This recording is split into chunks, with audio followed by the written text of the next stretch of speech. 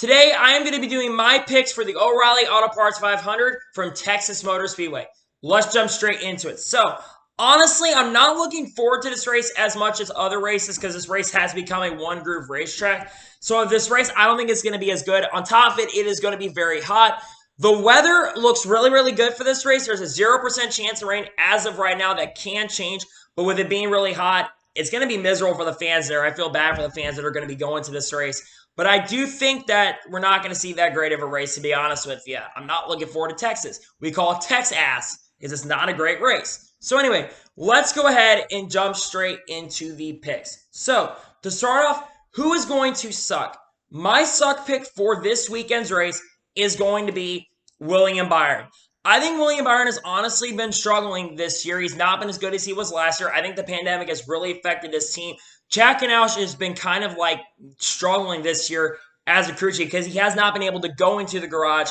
I think William Byron is going to continue to struggle. I don't think William Byron is going to run like 25th or 30th this year like he can at this race. But I think William Byron is honestly going to struggle. I don't think the momentum they've not really had momentum this year. And I think that they're going to continue to struggle this season. Now to the underdog pick. My underdog pick is going to be Christopher Bell. Christopher Bell has honestly been kind of on a roll this year. I mean, well, not this year, but he's been honestly on a roll recently. He's been really turning the curve. This team has been picking up momentum. They've had top 10 after top 10. Christopher Bell, like I said at the beginning of the year, really struggled, but he is going to have continued momentum this weekend. I don't think he's going to win this race, but I think he's going to continue to run top 10, probably finish in a top 7 or top 8, and I think that this 95 team is going to be an underdog in this race. And now we get into the winner's pick. My winner's pick for this race has been really, really strong at this track. He's won 3 times at this race. In fact, he's won the last 3 fall races we've ran, 2017, 2018, and 2019.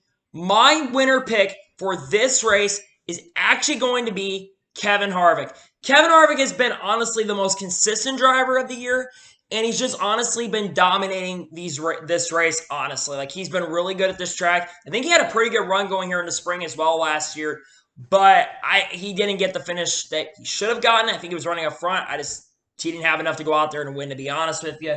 And he's been really good here. I think he goes back-to-back, gets his 4th win here, and gets his 5th win of the year as well. Continue to etch his Hall of Fame career. There really has been Kevin Harvick versus Denny Hamlin for the year, and you could either go with Hamlin or Harvick. I think Kevin Harvick will this week get the win. So, yeah, I think your top 5 in general for this O'Reilly Auto Parts 500, I think it's going to be Kevin Harvick. I think you're going to see Ryan Blaney run really well this weekend. Ryan Blaney has been off and on at this track, but he really ran well here in 2018, and he almost won the 2019 spring race, but he had a tire go down, and he had to go behind the wall. I think Ryan Blaney's going to run up front. Denny Hamlin, of course, I think he's going to be a top 5 contender.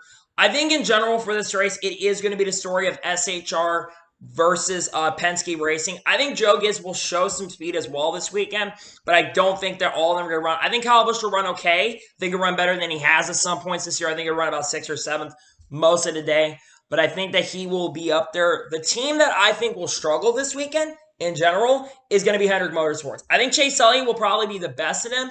William Byron, like I said, is a suck pick. I think William Byron, like I said, will struggle. I think he's not going to run fast.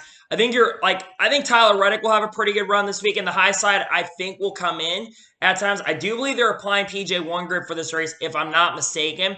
So I think Tyler Reddick is going to run up front. But I think at the end of the day, Kevin Harvick is just going to flat out dominate this race. I don't think it's even really going to be close, to be honest with you.